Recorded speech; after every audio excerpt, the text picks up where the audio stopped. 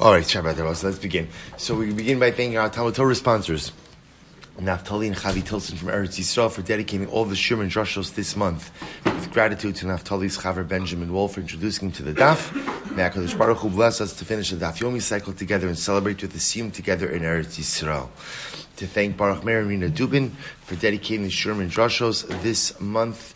May Hashem continue to protect our brothers and sisters in Eretz Yisroel, and may all our children remain safe and complete their year of learning with a deep connection to the land and Hashem's Torah.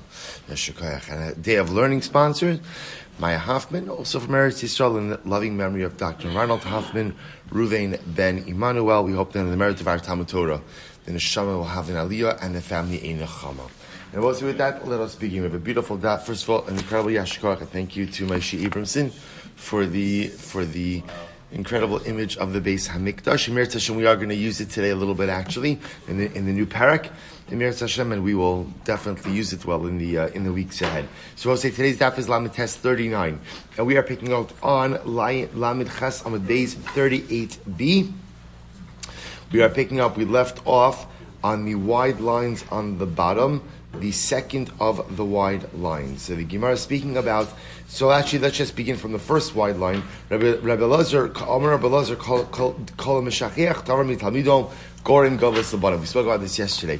Whoever causes himself to forget his learning causes galus, causes exile for his children. So we noted yesterday that it doesn't say Kol Hashachiach, it doesn't say whoever forgets, but rather Mishachiach. Mishachiach means that one causes themselves to forget, that one is negligent in remembering. If something is important to me, I remember it. If it's unimportant to me, I don't remember it. So if Torah is unimportant to me, then unfortunately, again, it causes galus. Galus represents disorientation, causes galus to his children. Shneimar, Vatishkach Torah Salukecha Eshkach Barecha Gamani. Rabbi Avo Omer Moritin also Migdulaso. If a person causes themselves to forget their Torah, they lose their stature. Shneimar Kiat Da'at Ma'astav Amsach Mikayinli. So again, this is ideas that one causing oneself to forget represents I don't take my Torah seriously. It's not a priority. It's not first and foremost on my mind to remember it. So again, I could mess up my children's chinuch if Torah is not a priority for me. Any greatness I amass ultimately could be lost if Torah is not a priority for me. Ein tzaddik niftar min ha'olam ad shenivra tzaddik amos. Also a beautiful Gemara. A tzaddik doesn't leave this world until another tzaddik is born. Shene emar v'zarach hashemesh uba hashemesh. Because the pasuk says the sun will rise and the sun will set. Only once the sun rises, only once there's a tzaddik who's born into this world, does HaKadosh Baruch Hu take the tzaddik who is already here. So there's always this presence of a tzaddik. Ad shelo kavsa shimshal shal Eli, zarcha shimshal shal Shmuel haramasi. Before Eli passes away, Shmuel was already born. Amr b'chivar Abraham Yochanan, Ra Kodesh Baruch Hu shetzadikim mu'atin, Amad v'shaslam v'chol dar v'dar. Kodesh Baruch Hu saw that the truly righteous individuals are few in number, and therefore He dispersed them and planted them in each and every generation. So as opposed to having a concentration of tzaddikim in one generation, and then leaving subsequent generations bereft of tzaddikim, HaKadosh Baruch Hu moved them around, or I should say strategically planted them, tzaddikim in different generations. Shneimar, ki la'Hashem mitzuki aretz, vayashes aleim tevel. Amr b'chivar Abraham Yochanan, afilu b'shvil tzaddik echad ha'olam miskayim. The world exists even for the benefit of one tzaddik. Shneimar, v'tzaddik yisod olam. Rebchia, didei amr mehacha, ragle chasidov yishmar. The pasuk says ultimately again the ragle chasidov, the feet of his tzaddikim, he goes ahead and he Kadosh Baruch Hu will guard the world. Now the way the Gemara is darshing the pasuk is ragle almost means like bishvil, right? As a result, for the tzaddikim, HaKadosh Baruch Hu goes ahead and protects the world. The Gemara says chasidov tuva mashma, but chasidov is plural, right? The Gemara is trying to say even for the benefit of one tzaddik, HaKadosh Baruch Hu goes ahead and sustains the world. But chasidov is plural. Amram Nachar Bar Yitzchak chasido ksiv, but it's written chaser. It's written without the yud, so therefore you could vocalize it as chasido, his chasid singular. So the Gemara says, Abba Amrav Yochanan. We'll say it's a beautiful Gemara. Kevan sheyatzu rov shnosav shel adam v'lo chata. If the majority of the years of a person's life has passed him by, and he has not sinned, shuv eino chote, he will not sin anymore. Shne'emar raglei chasidav yishmar. So we'll say this is an intriguing Gemara. So just to understand what the Gemara is saying over here, raglei chasidav yishmar, the Gemara is using as a lashon of hergil. If a person becomes habituated to not sinning, so the majority of a person's life has passed, and he has not sinned, he's established irregulus, he's established a habit, and he is not going to sin. Now, of course, the interesting nature of this Gemara is, who knows when the majority of one's years have passed, right? We don't know how long we're going to live. And also, furthermore, we'll say, what does this mean? In general, we have a concept that al tamin ba'atzmecha ad yom mosecha. Do not believe in yourself until the day that you die. Because at the end of the day, a person should never think that they are beyond temptation. A person should never think that they've conquered or overcome a particular Yitzhara, because I'm always susceptible to sin. So what's the pshat over here? So the Marsha explains very beautifully that all the Gemara is saying is we are creatures of habit. We are creatures of habit. We'll say, by the way, this lesson is incredibly profound, especially now. We see, because our lives have changed so much over the last year, how we've formed new habits. And it's incredible how a year's worth of habits could undo 30 years of habits before that. That's how man works. So what the Gemara is simply saying is, if a person forms a sustained habit over the course of the majority of their life, in this case, the sustained habit is what? The avoidance of sin. So the good news is, when you form good habits, those habits remain with you. So kivan sheyatzu rov shnosav shel adam v'lo chata shuv eino chote. It's not a promise. It's not saying if you have not sinned for the majority of your life, you'll never sin again. But what the Gemara is saying is just a din in human nature. If I habituate myself to live a certain way, I habituate myself to conduct myself a certain way, habits stick. Bein l'tov, bein l'ra, and good and for bad. In this case, it's for good. So the Gemara says, "Dvar b'shila amri kevan shabal yado dvar avera par mishona ushniya ve'eno chote shuv eino chote." But here's another example of this: if a person resists the temptation to sin one time, 2 times, he will not sin again. Is that a definitive statement? He'll never sin again? No. But what it's saying, I will say, is the life is all about creating positive patterns of behavior. I avoid temptation once, I avoid temptation twice, and the more I do it, the more the positive behaviors become ingrained into me. Shne'emar raglei chasidav yishma amrei shlokish mai dichsiv v'im leleitzim hu yalitz v'la'anav mitein chen. What's the meaning of the pasuk when it says, for the scoffers he will scoff, but for the humble ones he will give chen, he'll give favor. Balatame poschelo. Well, HaKadosh Baruch Hu works like this: whatever you want to do in life, HaKadosh Baruch Hu helps you along that path. So if a person Chas v'Shalom wants to be metame himself, he wants to defile himself with negative behaviors, poschelo, HaKadosh Baruch Hu opens the door for him. Balataher, if a person wants to become tahar, misayin also, HaKadosh Baruch Hu will help the individual. So the Maharsha points out, if you notice, the statements are not symmetrical. It says if a person wants to become tameh, a person wants to defile themselves, Hashem opens the door. A person wants to become tahar, Hashem helps them. If you know, what doesn't it say? It doesn't say if a person wants to be metame himself, what? Hashem helps him. That's not what it says. What it says is, look, God, it's interesting, to a certain degree, HaKadosh Baruch Hu is not paternalistic, except when he is. Meaning, HaKadosh Baruch Hu says, like every parent says with adult children, you know what, you're an adult, do what you want. Do what you want. So a person wants to commit averis, a person wants to defile themselves, HaKadosh Baruch Hu says, okay, you know what? If that's what you choose in life, here are the opportunities to do so. I'm not pushing you towards that. I'm not propelling you towards that. But I see what you want to do, and I'll create the opportunities for you want. Person decides they want tara in life.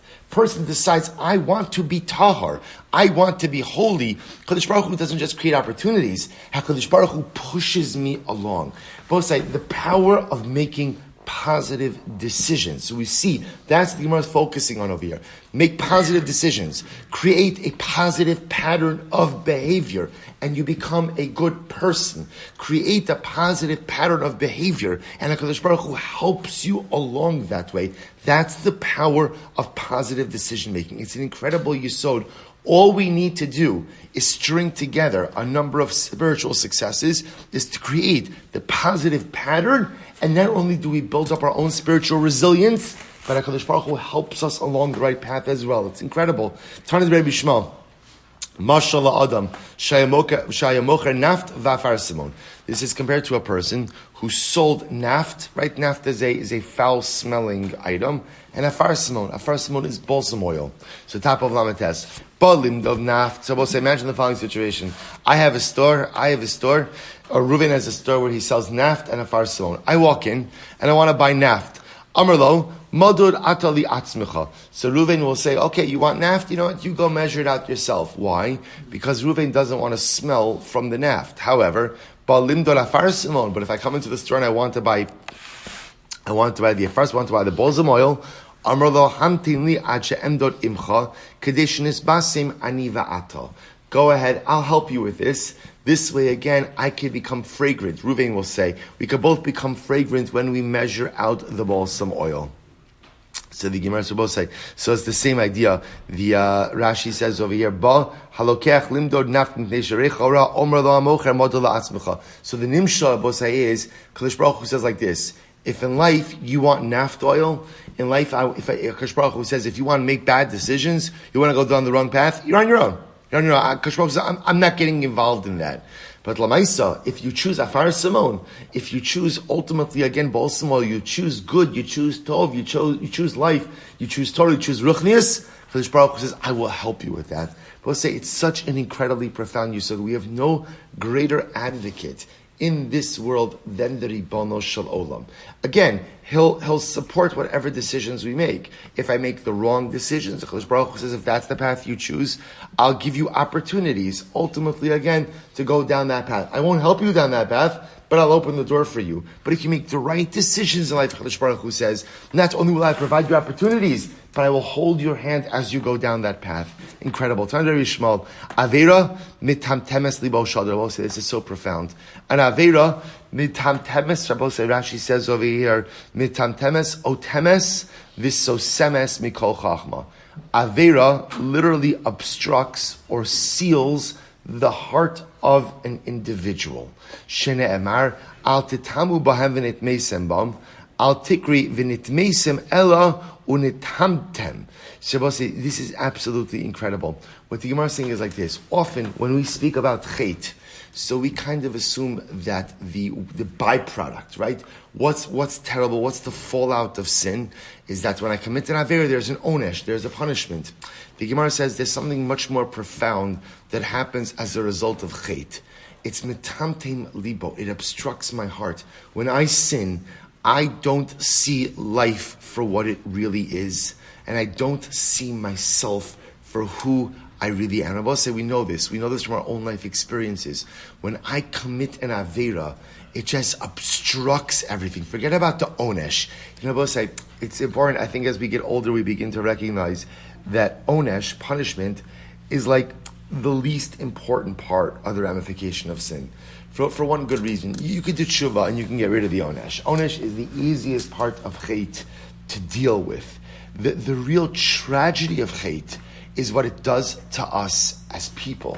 The way it fundamentally changes us. That when I sin, the aftermath of that sin, I'm simply not the same kind of person. And as a result, I don't see the world correctly. I don't see myself correctly. I don't see other people correctly. It's metamtem. It just messes everything up. So the Gemara says, Al titamu bahem v'nit meisem bam.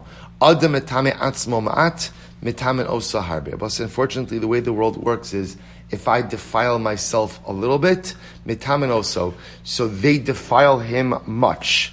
Milamata metamen oso milamala. If I defile myself here in this world, I am defiled in the world to come. Metamen oso leolam. I'm sorry. Ba'olam hazeh metamen oso leolam haba. So I said the idea being that unfortunately sin has a snowball effect, right? The way it works with chet, unfortunately, is that what begins as a small, minor infraction, unfortunately snowballs. And we know this. Often a person commits an avera, and I think I could contain the fallout of the sin. But before I know it, an entire process has begun. So that which began small then becomes big. That which began only impacting me here affects the celestial sphere. That which began in Olam Hazeh ultimately impacts Olam Haba. Tan Rabbanon, Viskadashtem V'isim Kidoshim. So ultimately you shall sanctify yourself, you shall become holy. Adam Mekadesh Atzmo Ma'at Mekachin Oso Harbe.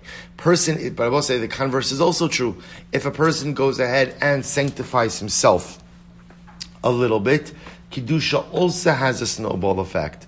Mila mata, mekachin also mila mala. If I sanctify myself in this world, right, or below, I'm sanctified above. Ba'olam hazeh, mekachin also the olam haba. And if I sanctify myself in this world, ultimately I'm sanctified in the world to come as well. Both say the idea being that often our actions are amplified. And this is both for chait as well as for mitzvos. So a little aveira has unfortunately again a propensity to snowball into something much bigger. And before I know it, I cannot even control the fallout of my actions. But it is true with Kedusha as well. A little bit of Kedusha can become a flame, or can become a spark that is flamed into something absolutely magnificent. But it's incredible. I would just encourage you. We have to go through these Gemaras very quickly just because the nature of Daf Yomi. I would urge you, fold down the page in your Gemara, go back. These are the kind of Gemaras to look at. These are the kind of Gemaras to learn a little bit more, kind of Gemaras to share with others, because they're just incredibly, overwhelmingly profound. Hadron alach, Amar lehem halamon. Abosai, Mazel Tov. Mazel Tov weiter. Taref bekalfi. So we'll say, so now again, we're back to this Sir La'azazel. So remember again, last Mishnah already, right? Last Mishnah, we began speaking about the Seir La'azazel. We began speaking about the process of the two goats. So now we're talking about drawing the lotteries for the two goats. So and I have to thank Yair for my laser pointer. Thank you, Yair. Thank you very much. So just to understand where we are. Chevron Zoom, I'm sorry, you are missing the fun over here. I apologize. So, if you notice, the lottery is taking place right in this area over here, right? That's where the lottery is being drawn. So, to remember, Mizbeach, north of the Mizbeach. So here's the lottery. So Taraf Bekalfi, the Ha'ala Shnei Gorala. So we'll say, and again, he drew two lots. Echad Kasav Alav L'Shem, Echad Kasav Alav La'azazel. One of the lots has written on it LaHashem, and one of it has written on it La'azazel. So again, we'll discuss. Azazel means taken to the barren wasteland, thrown off the cliff. We'll get into this in greater detail. Hasgan b'yamino, v'rosh beis abismos. Remember again, the Kohen Gadol standing in the middle. The Skan Kohen Gadol, the assistant or the backup Kohen Gadol, is to his right.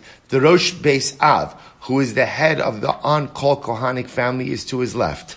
Im shal shem Allah b'yamino. If the lot that said LaHashem comes up in the Kohen's right hand, Haskan Omer lo ishi Kohen Gadol hag beyamincha. So the Skan says, Kohen Gadol, lift up your right hand. V'im al shem Allah bismolo. But if the lot that said LaHashem comes up in his left hand, Rosh Beis Av Omer lo ishi Kohen Gadol hag beismolcha. So the Rosh Beis Av will say, Kohen Gadol, raise your left hand. Nostlan al shnei asirim. The Kohen then goes ahead and places the lots on the two goats. Va'omer laHashem chatos. And he says laHashem chatos. So we'll say, so there's three parts to this process, right? Part number one is the drawing of the lots. Remember, the goats are right in front of the Kohen Gadol. Right? One goat to his right, one goat to his left. Skan is to the right, Rosh Beis Av is to the left. So part number one of this process is the actual drawing of the lots. We're going to see he places two hands inside, pulls out two lots. Interestingly enough, it almost appears as if the Skan and the Beis Av are the ones who look at the lots. So ultimately, so step number one is the drawing. Then again, depending on which side LaHashem falls out on. If it's on the right, the Skan says, Kohen Gadol, raise your hand. If it's on the left, the Rosh Beis Av says, Kohen Gadol, raise your hand. So part one is the drawing of the lots. Part two, according to the Mishnah at least, is Nasnan, the placing of the actual lots. Remember, the lots are made of wood. The placing of the lots on the respective goats. And then part three, Va'omer, is an amira, a declaration, LaHashem and LaAzazel. Rabbi Shmuel Omer lo hayitzarach l'omer chatos ela LaHashem. Rabbi Shmuel said there was no need to go ahead and say LaHashem chatos, but rather ultimately, again, all you needed to do was say LaHashem. We'll discuss that machlokes. Vein onin acharav baruch shem kivol malchus aliyah lavayed. And we'll say again, as we've established before, Anytime the Kohen Gadol says the name of Hashem, the response in the Beis Hamikdash was Baruch Shem Kivod Malchuso Liolam V'ad. Beautiful. Lamali Taraf Bekalfi. So we'll say, here's what's interesting. The Emergence makes an observation. Taraf means to grab something quickly.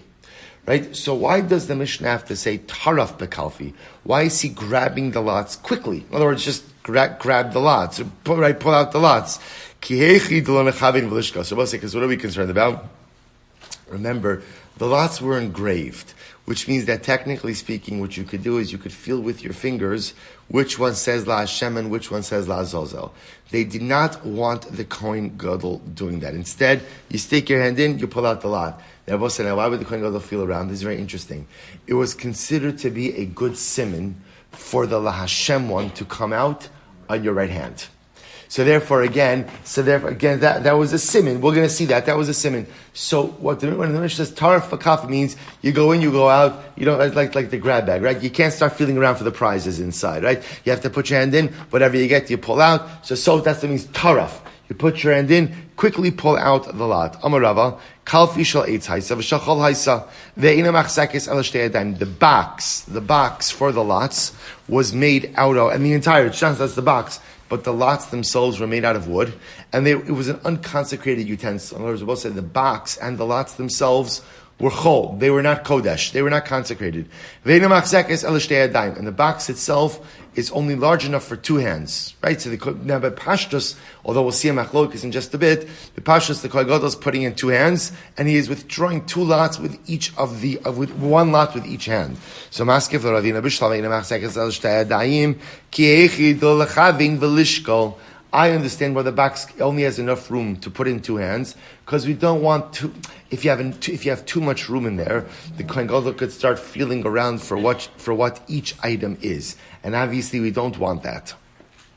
We don't want that. So therefore, it's small enough, only two hands. That way, the Kohen Gadol goes in, pulls out the lot, and that's it. Ela shalchol mikadsha. But I don't understand why make it an unconsecrated utensil. Why not consecrate it and make it kodesh? Because here's the problem: it was made out of wood, and there is no such thing as a wooden kli sharis.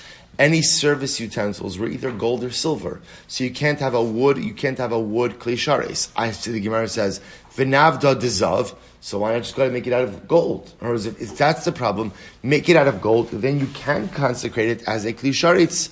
To which the Gemara says, Torah chas al manu shlei. So I will say, beautiful Gemara.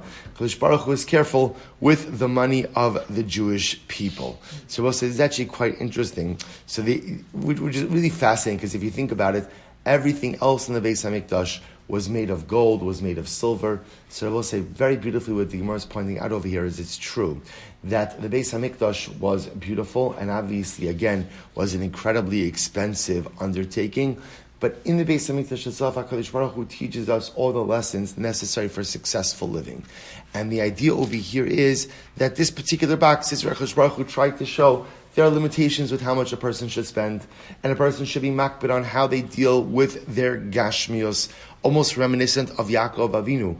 Going back, the Gemara says, right, Vayivas, the Torah says, Vayivas Yaakov Levado. Yaakov Avinu was left alone, and then he fights with the mysterious Ish, right, the Malach of Esav. And Rashi says, why was he Levado? Shachach Pachim Kitanim. He forgot his Tupperware, right? He forgot his small utensils, and he went back for it. And the Gemara says, Mikan, Shed Tzadikim Mamon Chavivin Yosem Migufein. You see that Tzadikim are very careful with their money. Money is a gift from the Ribono Shel Olam. Gashmios is a gift from the Ribono Shel Olam, and as such, we treat it with respect and reverence because I recognize it comes from God. So HaKadosh Baruch Hu is trying to teach us over here that you have to be careful with how and what you spend your money on. Everything else is gold. This is wood, because it didn't need to be gold. It didn't need to be a klisharis. It didn't need to be a service utensil. Kadosh Baruch Hu is teaching us that He has, quote unquote, compassion on the money of Klal Yisrael, teaching us that we must be responsible with our dinei, with our mamonis as well. Masis lo kiaitana. The sign of Buddha Mishur Elazar Haskan. Kohen Gadol. I'm sorry, Mishur Elazar Haskan v'Kohen Gadol machnisin yadam mekalfi. Well, listen, this is an alternate version. In this version, it is the skan and the Kohen Gadol who are each drawing a lot. So the skan puts in his right hand, and the Kohen Gadol puts in his right hand. They both put in their right hand, and the two of them draw lots. So the Gemara says, "Im b'yamino shel Kohen Gadol ola haskan omer lo ishin Kohen Gadol hag b'yamincha." If the lot LaHashem comes up in the Kohen Gadol's right hand, then ultimately the skan says, Kohen Gadol, raise your hand. V'im b'yamino shel skan ola, and if ultimately again the lot LaHashem comes up in the right hand of the skan, then Rosh Beis Av Omer Lo LeKohen Gadol Daber Milecha. Then the Rosh Beis Av says to the Kohen Gadol, speak your words. I v'neim alei skan. Why doesn't the skan say it? Kevan de lo salak biyadei chal shadaiti. Because they're both saying a case where the lot LaHashem comes up in the hands of the skan and doesn't come up in the hands of the Kohen Gadol, there's a chalisha sadas. The Kohen Gadol himself could be sad, right? Why did I not have the privilege for the lot LaHashem to come up in my hand, and instead it came up in the hand of the skan? But my kamir flagi. So what are they arguing about? Mar savi yamina the skan adif mismale the Kohen Gadol. One opinion says that the right hand of the skan is better than the left hand of the Kohen Gadol. I was supposed to say we'd rather have the LaHashem lot come up in the right hand of the skan than the right hand of the Kohen Gadol. And I will say the beauty of this approach is you're using two right hands, right? You're using two right hands. So the good news is that whichever way it comes out, the lot LaHashem is automatically coming out in what? In the right hand. In the right hand. So one opinion says that the right hand of the skan is better than the left hand of the Kohen Gadol. Umar Savar Kiyad Dadininu. The other opinion says no, the right hand of the skan is the equivalent to the left hand of the Kohen Gadol. Uman Haitana de Palagal Rabbi Yehuda. And who is this Tanu who argues on Rabbi Yehuda? Rabbi Chanina Skana Kohanim who? It's Rabbi Chanina Skana Kohanim Desanya. Rabbi Chanina Skana Kohanim Omer Lama Skan Miyamino. Why is the skan positioned to the right of the Kohen Gadol? Shem irabo psul the Kohen Gadol nichnas skan umeshamish tachtov. This way again, should there be some type of disqualification of the Kohen Gadol, the skan is ready to go. So we'll say, so an interesting machlokes. Our Mishnah has it, Kohen Gadol's in the middle, skan is to the right, Rosh Beis Av is to the left, but it is the Kohen Gadol who is drawing both lots, one with his right hand, one with his left hand. An alternate version has the skan and the Kohen Gadol each drawing a lot, each of them with their right hand. We're going to see the Rambam Paskin is like the version in our Mishnah, named that is the Kohen Gadol who's drawing both lots. Tana Rabbanon, both says beautiful. Arbaim Shana Shishimi Shimon HaTzadik. So also remember again, the 40 years that Shimon HaTzadik was the Kohen Gadol. Remember again, who was Shimon HaTzadik? Pirkei Avos. Haya Mishiyarei Anshe Knesses Hagidola. Right? Shimon HaTzadik was a leftover from the men of the Great Assembly. So Shimon HaTzadik was a Kohen Gadol at the beginning of the Second Temple era, right after Ezra, right? So Shimon HaTzadik who was an incredible tzaddik, right? Was the Kohen Gadol for 40 years. Hayagoral Ola Biyamino. Right, Biyamin. All the years that Shimon HaTzadik was Kohen Gadol, the lot LaHashem always came up in the right hand. Mikan ve'elech, pamim ola biyamin, pamim ola b'smal. After Shimon HaTzadik, sometimes, ultimately, again, it came up in the right hand, sometimes in the left hand. Vayalashon shal zahoris malbin. We'll say furthermore, again, the red string, which we'll discuss, which was tied around the horns of the Sir La'azazah, and part of it was tied by the Beis HaMikdash. The red string always turned white, as a sign of forgiveness of Klal Yisrael. Mikan ve'elech, after Shimon HaTzadik, pamim albin, pamim inom albin. Sometimes it turned white, sometimes it didn't turn white. V'hayaner ma'aravi dolek, and the western candle of the menorah never extinguished. It never went out. Mikan ve'elech pamim dolek, Mikan ve'elech pamim dolek upamim kava. From after Shimon HaTzadik, sometimes it remained lit, and sometimes it was extinguished. V'haya ish shal ma'aracha miskaber. Furthermore, again, the fire of the ma'aracha, the fire of the pyre. We'll say, remember again, on our Beis HaMikdash, the pyre that we're talking about over here is right there. Remember, that's ma'aracha gidola, ma'aracha kitana. So that fire of the ma'aracha always remained lit. Always remained lit. V'lo hayu karnan lahavi, tzrichan lahavi eitzin l'ma'aracha, chutz mishnei gizre eitzin l'kayim mitzvas aseh. And furthermore, the Kohanim never really had to add on that much wood, except for the Shnei Gizre Eitzim, the 2 pieces of wood that you bring to the Mizbeach each and every day as a fulfillment of the biblical obligation. Mikan ve'elech, but after that, Pamim Miskaber, Pamim ein miskaber. Sometimes the fire would rage, sometimes it wouldn't rage. V'lo hayu kohanim ninam elahavi eitzil ma'arachal kol yom kulo. V'nishtach abracha ba'omer u'b'shtei alechem lechem apanim. All the years of Shimon Tzaddik, the 40 years that he was the Kohen Gadol, there was a bracha in the carbon of Omer, right? The barley for the Omer, Shtei Alechem, which is the unique carbon of Shavuos, Lechem Apanim, V'chol Kohen Shemagia Kezayis, and any Kohen who got a Kezayis of the Lechem Apanim, Ochlo V'saveh. There was a bracha in the Lechem Apanim, then you would eat a Kezayis of it, and you were totally satiated. V'yesh Ochlo Umosir. And some people couldn't even, it was such a bracha in the Lechem Apanim that some Kohanim couldn't even finish their full Kizayis. Mikan ve'elech, but after Shimon HaTzadik, Nishtalcha me'era ba'omer b'shtei Lechem Lechem Apanim, a curse or a blight, was present in the Omer, the Shtei Lechem Lechem Apanim, v'chol koin magio kipol. And we'll say the Kohanim didn't even get a Kizayis, they only got the size of a bean. Hatznuin, so the humble or modest Kohanim didn't even consume it because they knew that it was not the requisite amount and they knew that they would not become satiated. V'hargargarin notlin va'ochlin. But the ravenous Kohanim would go ahead and eat up even the small portion. And one time there was a story of a Kohen who took his portion and his friend's portion.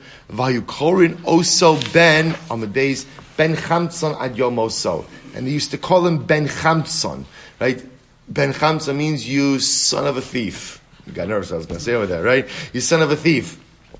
Until he died. Amar Shila, Mikra, what's the pasuk that says Chamtzon is a thief? So the Gemara quotes over here the pasuk from Tilim Elokai, Paltin miad Rasha, Mikaf ma'avel v'chometz. Rav Arme Hacha, Lamdu heitiv darshu mishpat, Ashro chamutz.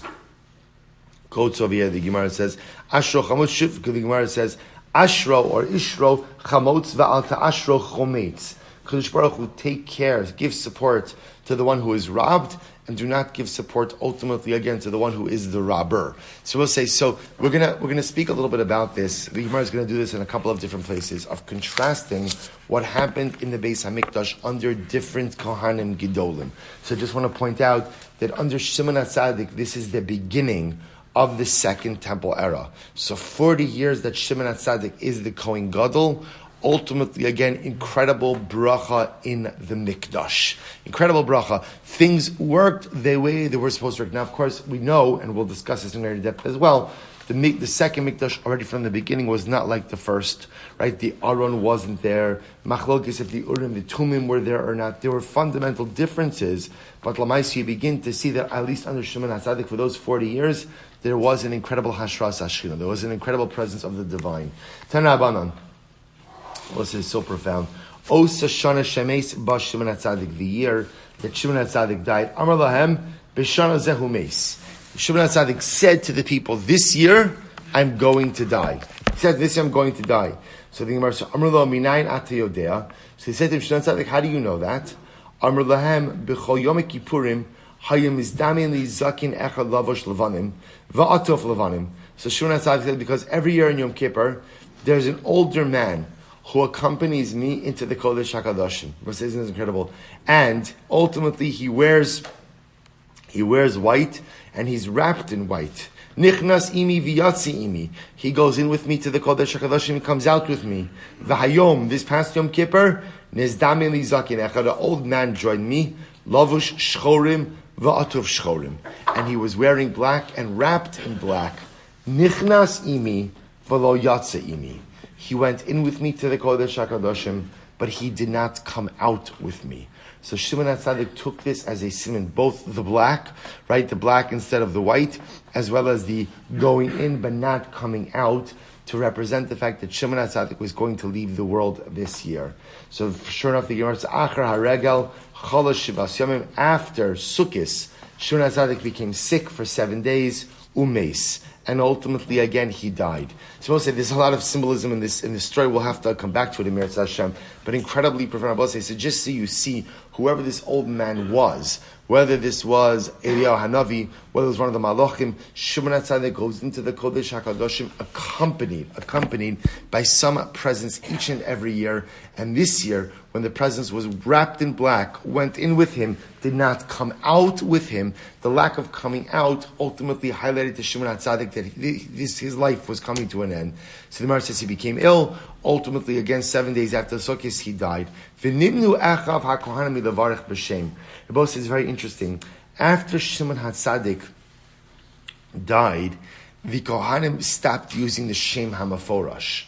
They stopped using the ineffable name of HaKadosh Baruch Hu to bless the people. It's really incredible. They felt that after Shimon HaTzadik, no one was on the level to use that name of the Ribbon Shalom. Quite incredible. So the Mercer Torah Abanon, Arba'im Shana Kodim Chorban Habayis, Lo Haya Goral Ola B'Yamin. So we'll say, similarly, the 40 years before the Beis HaMikdash was destroyed, the 40 years, the Goral, right, the Sir Azazel, the Lat La Hashem never came up in the Kohen Gadol's right hand.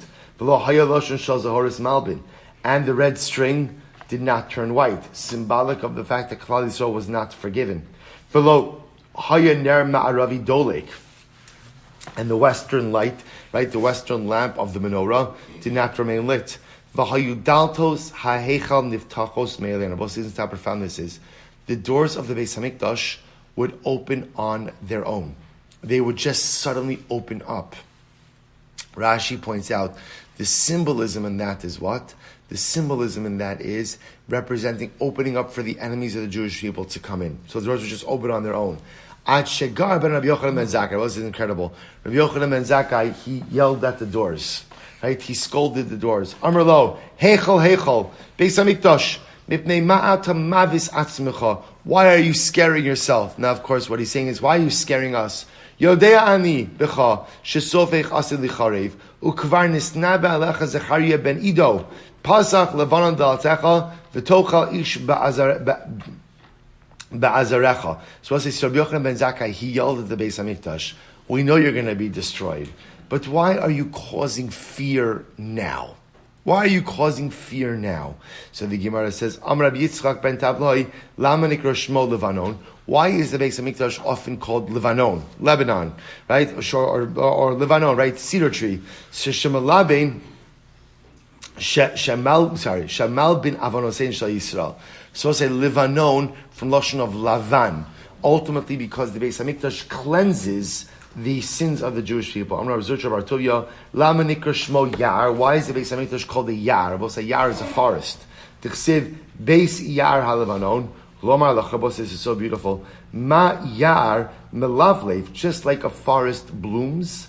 Ach Beis HaMikdash Melavlev. So too the Beis HaMikdash blooms as well. The Amar of Hoshea, B'Shasha, we just actually saw this in Shkalim.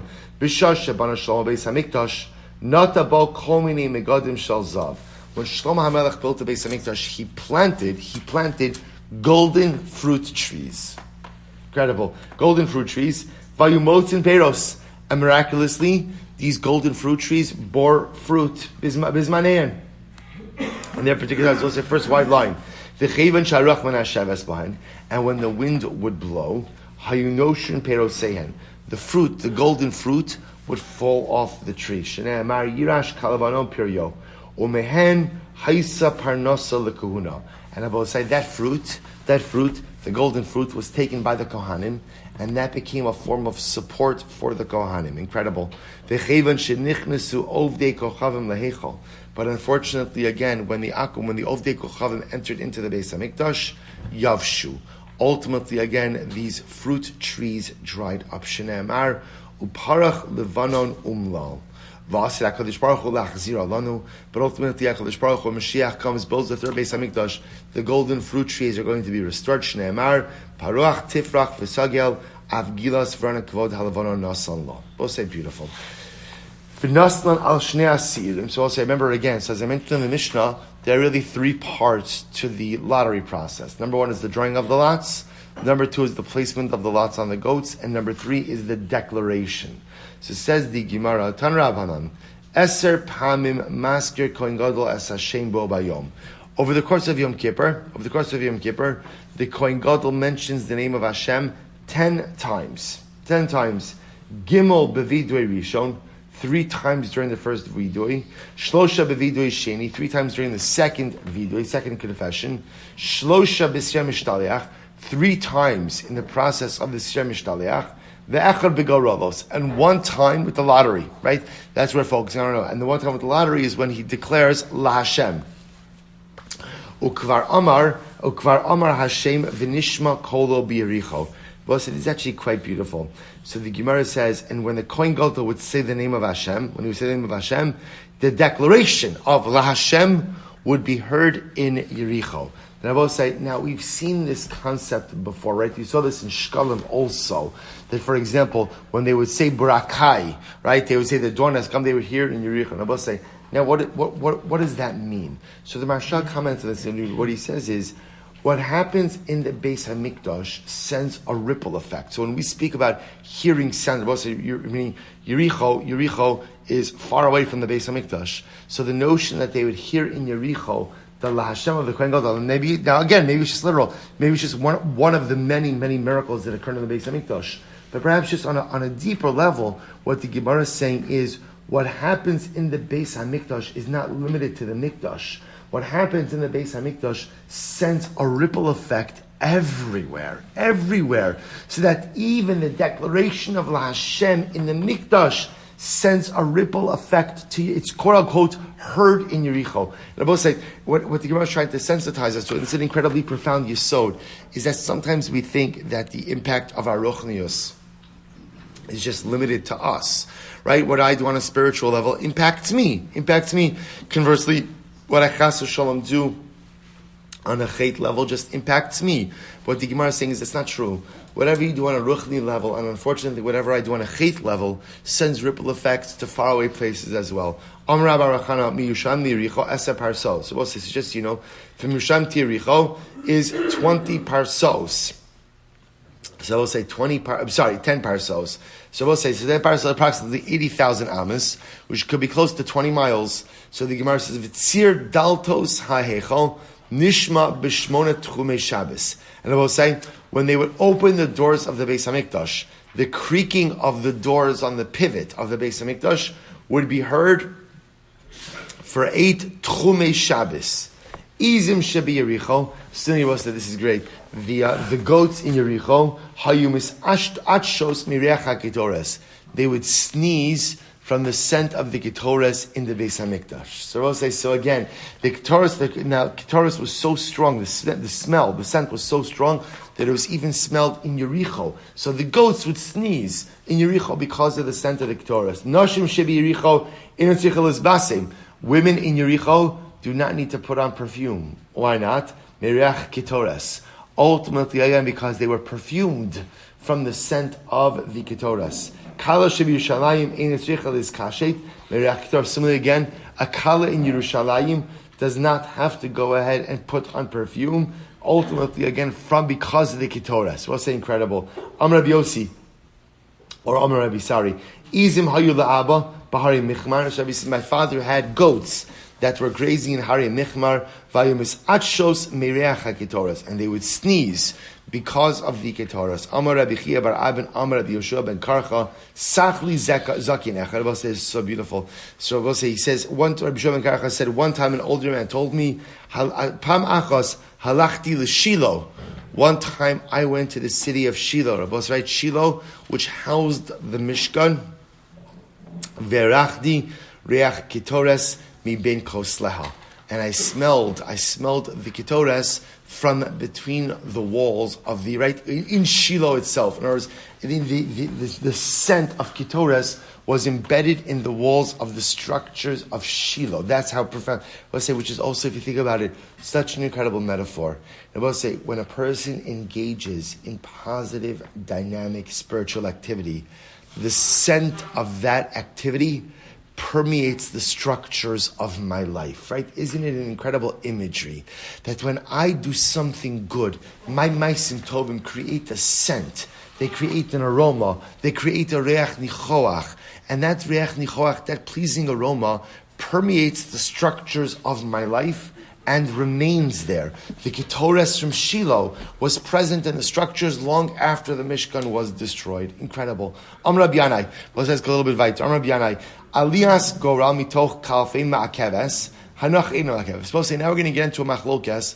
Ultimately, which parts of the lottery are necessities and which are not. So Rabbi Yanai says, the drawing of the lots, alias goral mitoch kalfei ma'akeves, that must be done. That has to be done. You have to draw lots. And if you don't draw lots, you have to do the avodah again.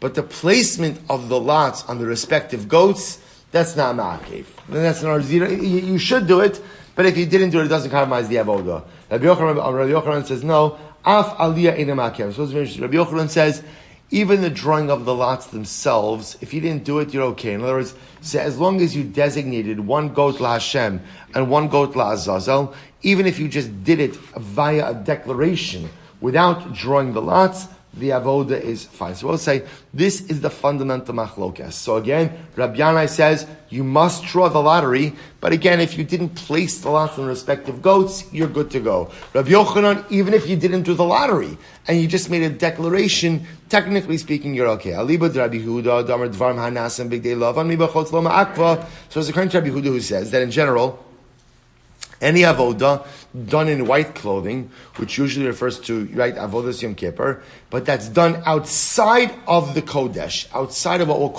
we'll say, right, the Beis Hamikdash structure. Remember again, anything that's done outside of this structure, Rabbi Huda says it's not ma'akev, right? If you omitted it, ultimately again, you're okay. So then it makes sense. Kuli amalo pligi de lo ma'akva. But remember again, where the lot's being drawn?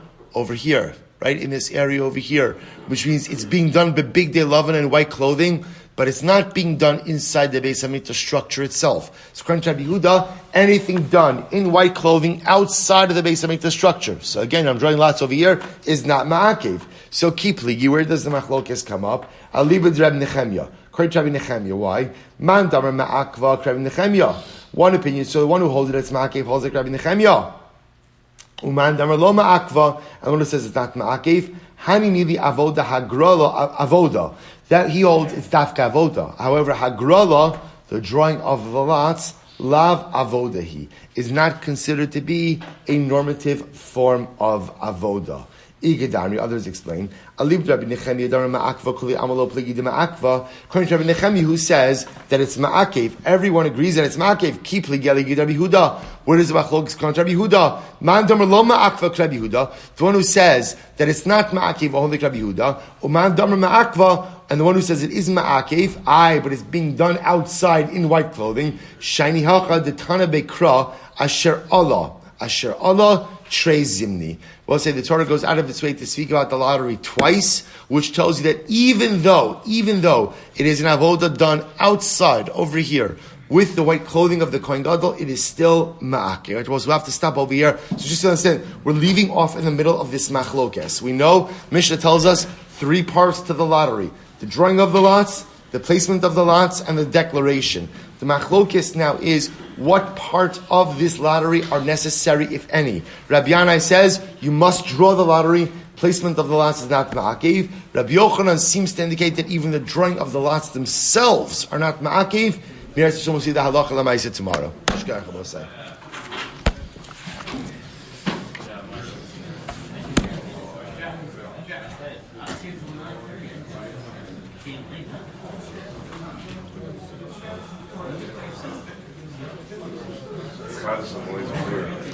Thank you.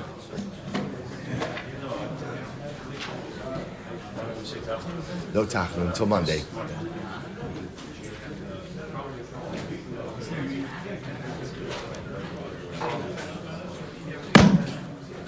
Try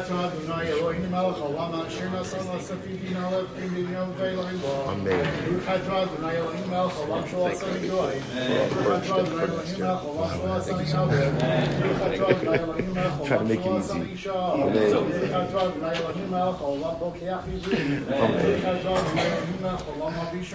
Amen.